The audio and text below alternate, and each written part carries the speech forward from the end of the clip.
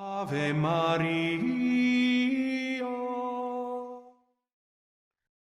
13 days after the birth of the Savior, the Church celebrates the visit of the Magi. Christ is born in Bethlehem. And on that night, heaven itself opened and angels descended. They came down to worship him. They came down to see this great thing that the Lord had done, the joining of the human nature with the divine. That same night, the angel went to the shepherds who were looking after their sheep and announced to them that today I bring great news of great joy to you. Today, for you is born in Bethlehem a Savior who is Christ the Lord. A Savior, Christ the Lord. Three things. In this, the angel is announcing the divinity as well as the humanity as well as the office. And now Christ has been announced to the Jews in the persons of the humble shepherds. Now he is being revealed to the Gentiles.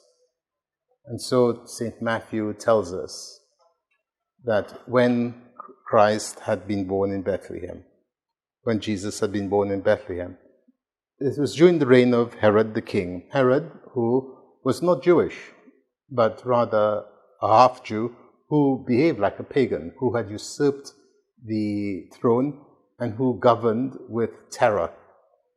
Hated by the Jews, yet feared by them. And the Magi came from the east to Jerusalem.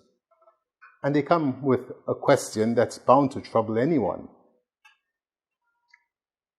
Where is he that is born King of the Jews? For we have seen his star in the east and have come to adore him. Well, first of all, that this is treason to declare another king whilst there is a king on the throne.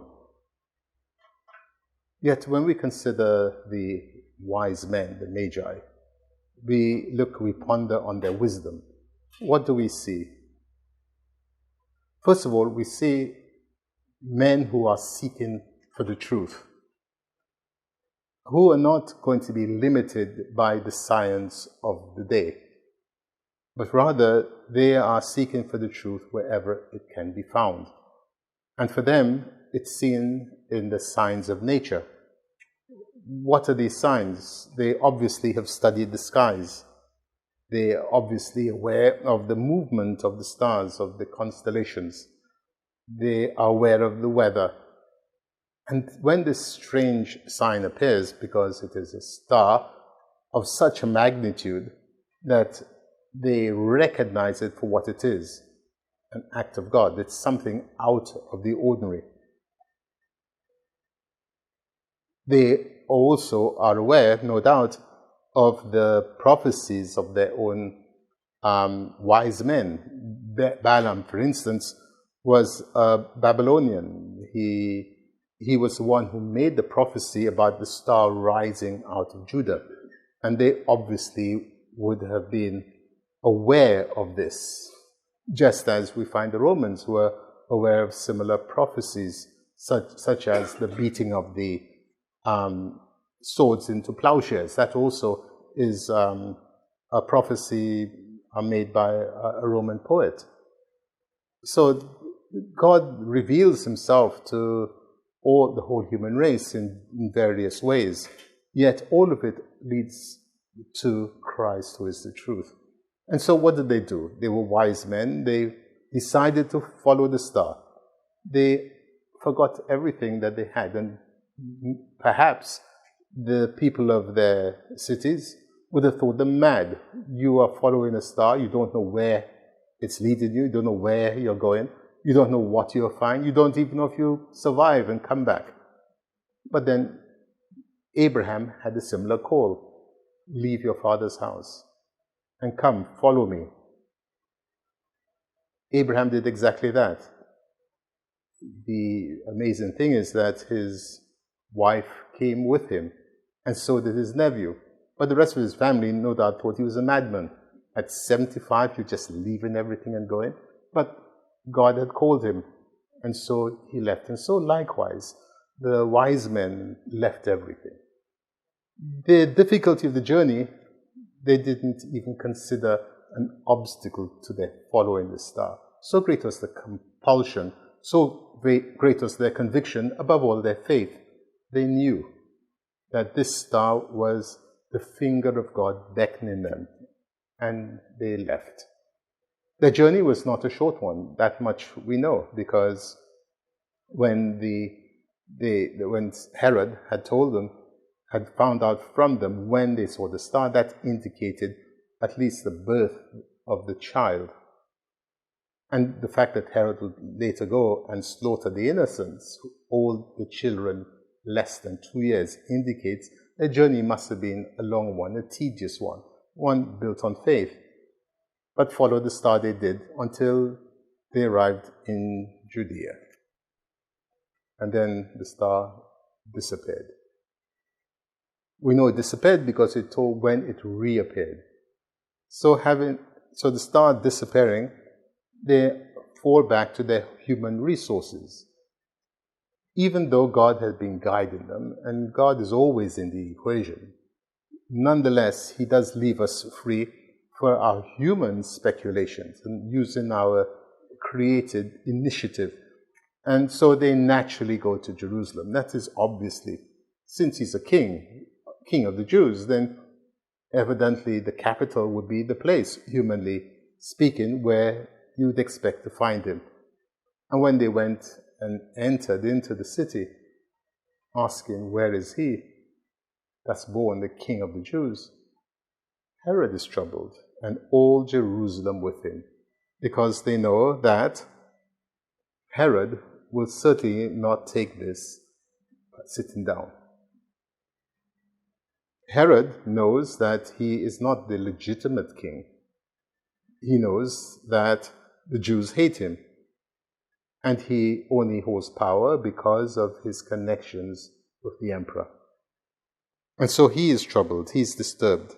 Jerusalem is in turmoil, because these are kings, wise men who appear. They had servants, no doubt, and they would have been visible to the people. And in addition to that, there was the knowledge that the time for the coming of the Messiah was ripe. Because again, the prophecy said that the scepter would not leave Judah. The Jews will always have a king until the point when the Messiah is to become. That's when their rule will be taken from them. And Herod was a fulfillment of that prophecy. And so when they say, we have seen his star in the east and have come to worship him, what do we hear? What have they come for? They have come to worship. They have come to adore. So they are proclaiming God. They've said he is born, that is his human nature. But they've come to adore, that is his divine nature. And so what the angels have said is here ratified. For the angels had said to the shepherds, I have news of great joy. Today has been born, human nature, to you, a Savior who is Christ, the Lord, the divine nature. And in the middle, Christ, that is his office, what he is here to do, namely to save. He is Christ, the anointed one, who is to redeem. And so the shepherds have a declaration of the humanity and the divinity, and here likewise the wise men have discerned both. He is born, and we have come to worship him.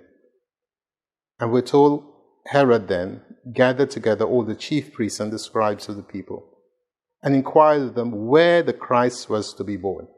The wise men have not said anything about the Christ, but Herod knows, because he has to know what is going on in his kingdom. He feels the pulse. He knows the Jews are waiting for the Christ, and so he has deduced from the appearance of the wise men who are going to adore, that the Christ is in fact to be born. And what do they say in Bethlehem of Judea? They know. The priests know. The scribes know.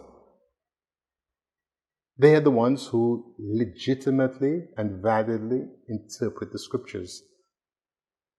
For thus it is written by the prophet, "And you, Bethlehem, the land of Judah, are by no means least among the princes of Judah, for from you shall come forth the leader of my people Israel." And so the prophecy is interpreted for Herod. And Herod, in turn, informs the Magi, but secretly, having first ascertained the time the child was born, and from them when the star had appeared, and were told, sending them to Bethlehem, "Go and make careful inquiry concerning the child, and when you found him, bring me word, so I too may go and adore him." And when they heard this from the king, they went their way. And the star they had seen in the east went before them. And so again, having left the presence of the king, having left Jerusalem, they see the star and they follow it, and the star takes them to the place where the child was. And here's again an extraordinary thing. The priests knew where the child was born.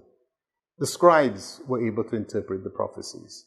They were less than 7 miles from Bethlehem. Between Jerusalem and Bethlehem is 7 miles, less. Yet the priests did not go to Bethlehem, nor the scribes to Bethlehem, although they knew the time had arrived, and although they had confirmation from the wise men. They didn't go. And so they are as foolish as the men who helped Noah to build the ark. They helped him build the ark, but they didn't go into the ark. What's the point? Knowledge by itself is insufficient. There has to be a correspondence to what we know. They are like signposts, St. Augustine says, that point the way. But they do not, the signpost doesn't travel along the way, it only knows, it only shows where the way is, where the place is, where the end is. But those who follow the signpost will arrive at the end, provided they walk along the way. And this is what the wise men do. And we're told they entered the house. So evidently the census having been done, all the people who had flocked to Bethlehem now have departed. And so there's room now for the Holy Family in the house. And we're told, entering, they found the child with Mary, his mother. And so they find the child with his mother. To find the mother is to find the child. And falling down, they worshipped him. And here is the very reason for their journey, to find the child and to worship. According to an old tradition, when the wise men entered, Our Lady lifted up her child for them to worship, and he was covered in light, a kind of transfiguration, as he would be transfigured on Mount Tabor. And this light that was not only physical, but above all, it illumined their understanding, for which reason they worshipped him. And opening their treasures, they offered him gifts. Gold, because he was a king. Frankincense, because he was God. Incense is only offered to God, certainly in Judea, among the Jews. Only God received the sacrifice of incense. And even the pagans offered incense, but to their gods, and frequently even to their kings. And the test for Christians had always been a pinch of incense to the gods.